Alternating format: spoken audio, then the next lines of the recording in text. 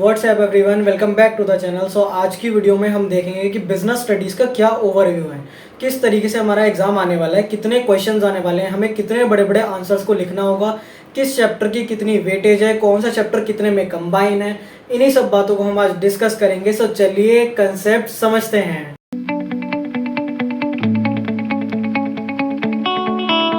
तो सबसे पहली बात, 80 मार्क्स का तो हमारा एग्जाम आएगा एंड 20 मार्क्स का हमारा प्रैक्टिकल होगा। अब उसके बाद जो बिजनेस स्टडीज है इसे दो पार्ट्स में डिवाइड करा गया है, part A and part B. So part A के अंदर principles and functions of management and part B है हमारा business, finance and marketing. Part A के अंदर हमारे टोटल 8 चैप्टर्स हैं एंड पार्ट बी के अंदर हमारे 4 चैप्टर्स हैं, जो बेसिकली फाइनेंस वाला चैप्टर भी कहलाया जाता है। अब इन्हीं सब के अंदर जो principles and functions of management है, इसके अंदर चैप्टर नंबर 1 से लेकर 8 तक चैप्टर है। Nature and significance of management, principles of management, business environment, planning, organising, staffing, directing and controlling, ये टोटल 8 चैप्टर्स। अब इसके अंदर वेटेज कुछ इस तरह है, चैप्टर नंबर 1, 2 एंड 3 ये 3 चैप्टर हमारे 16 मार्क्स के आने वाले हैं। चैप्टर नंबर 4 एंड 5 कंबाइंड होकर 14 मार्क्स के आएंगे। उसके बाद चैप्टर नंबर 6, 7, 8 मतलब कि staffing, directing and controlling, total 20 marks के चैप्टर हमारे आने वाले हैं। एंड काफी सारी बातें हैं स्टाफिंग में एंड डायरेक्टिंग में। सो इन चैप्टर पे बहुत ज्यादा फोकस करने वाली बात है। तो चैप्टर नंबर 6, 7, 8 हमारे 20 मार्क्स के। सो टोटल पार्ट ए हमारा 50 मार्क्स का आ रहा है, जिसके अंदर टोटल 8 चैप्टर्स हैं। शुरुआत के 3 चैप्टर एक तरफ, उसके बाद 2 चैप्टर और फिर हमारे 3 चैप्टर। सो पार्ट ए हमारा टोटल 50 मार्क्स का हुआ। अब इसके बाद चलते हैं पार्ट बी की तरफ। सो पार्ट बी का नेम है बिजनेस, फाइनेंस एंड मार्केटिंग। इसके अंदर टोटल हमारे 4 चैप्टर्स हैं। Chapter number 9, 10, 11, 12। 9 क्या है? Financial management. फिर 10 है आपका फाइनेंशियल मार्केट, फिर है आपका मार्केटिंग मैनेजमेंट, फिर लास्ट चैप्टर आता है आपका कंज्यूमर प्रोटेक्शन एक्ट 1986 वाला। सो ये टोटल 4 चैप्टर्स है। अब ये 4 चैप्टर्स की जो वेटेज है उसमें, अब इसमें चैप्टर नंबर 9 एंड 10 हमारे आ रहे हैं 15 मार्क्स के and the rest 2 chapter number 11 and 12 ये दोनों आ रहे हैं हमारे 15 मार्क्स के। सो पार्ट बी हमारा हो गया टोटल 30 मार्क्स का। पार्ट ए हमारा कितने मार्क्स का है? 50 मार्क्स का है। पार्ट बी हमारा कितने मार्क्स का है? 30 मार्क्स का है। सो टोटल हमारा 80 मार्क्स का एग्जाम कुछ इस तरह वेटेज में आएगा।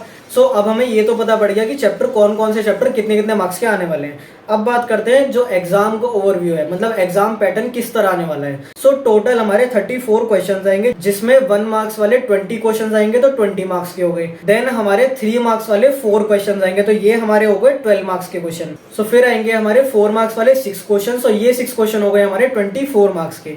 देन हमारे लॉन्ग क्वेश्चन आएंगे 6 मार्क के, और ये 6 मार्क के क्वेश्चन जो है टोटल आएंगे 4, तो 24 मार्क्स के ये हो गए। सो 20, 12, 24, 24 80 मार्क्स का हमारा ये एग्जाम हो गया। सो अब बात करते हैं वर्ड लिमिट के बारे में। सो जो भी क्वेश्चंस आपके 3 मार्क्स वाले हैं, इसमें हमारी वर्ड लिमिट रहनी चाहिए 50 से 75 वर्ड्स की।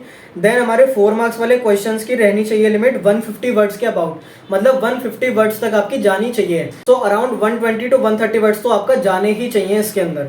सो नेक्स्ट पार्ट है हमारा लॉन्ग क्वेश्चन का। तो 6 मार्क्स वाले 4 क्वेश्चन आने वाले हैं। इसके अंदर जो वर्ड लिमिट है वो अबाउट 200 वर्ड्स की होनी चाहिए। सो इन बातों का हमें ध्यान रखना है कि कंटेंट में कमी नहीं होनी चाहिए, क्योंकि ये सीबीएसई के सैंपल पेपर से मैंने ओवरव्यू निकाला है।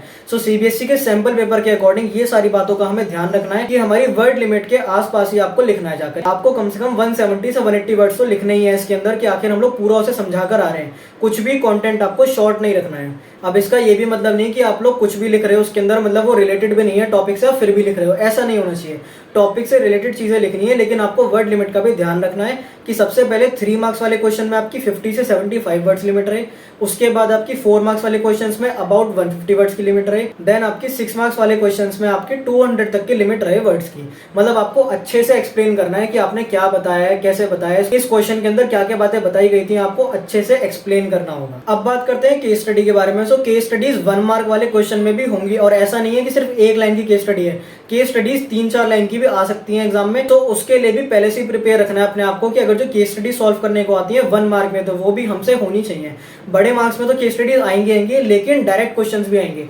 ऐसी बात नहीं है कि सिर्फ आपको केस स्टडी सॉल्व करनी होगी, ऐसा नहीं होगा। डायरेक्ट क्वेश्चंस भी एग्जाम में होंगे जिन्हें हमें सॉल्व करना होगा। सो अगर जो डायरेक्ट क्वेश्चंस आते हैं उनमें तो इतनी दिक्कत नहीं आनी चाहिए, लेकिन केस स्टडीज में आपको ये बात ध्यान रखनी है कि केस स्टडी को नीचे से स्टार्ट करके पढ़ लो पहले।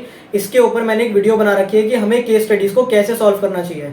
सो उस वीडियो का लिंक भी आपको डिस्क्रिप्शन में मिल जाएगा, वो वीडियो भी जरूर आप देखना जाके, जिसके अंदर मैंने समझा रखा है कि आखिर हमें केस स्टडी को किस तरह सॉल्व करना चाहिए। सो वो वीडियो भी आप जरूर देखना कि आखिर हमें केस स्टडीज को किस तरह सॉल्व करना है।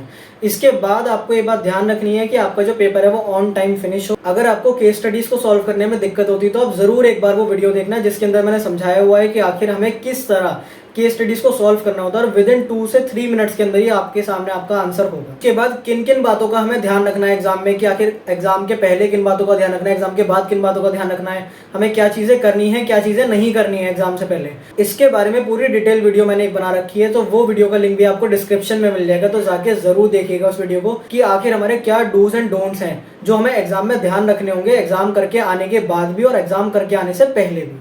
सो वो वीडियो से भी आपकी काफी हेल्प होगी, आपको समझ में आएगा कि हमें किस तरह एग्जाम में बैठना है। सो जरूर देखिएगा उस वीडियो को भी। एंड अगर आप बिजनेस स्टडीज के 1 शॉट वीडियोस देखना चाहते हो चैप्टर्स की, सो वो भी चैनल पर अवेलेबल है, आप जरूर चैनल को जाके देखिएगा। सो आई होप आपको ओवरव्यू मिल गया होगा कि किस तरह से एग्जाम आने वाला है, क्या हमारे चैप्टर्स की वेटेज है, कौन से चैप्टर कितने मार्क्स का आएगा, पार्ट ए कितने मार्क्स का आएगा, पार्ट बी कितने मार्क्स का आएगा। So best of luck for your exam, good luck.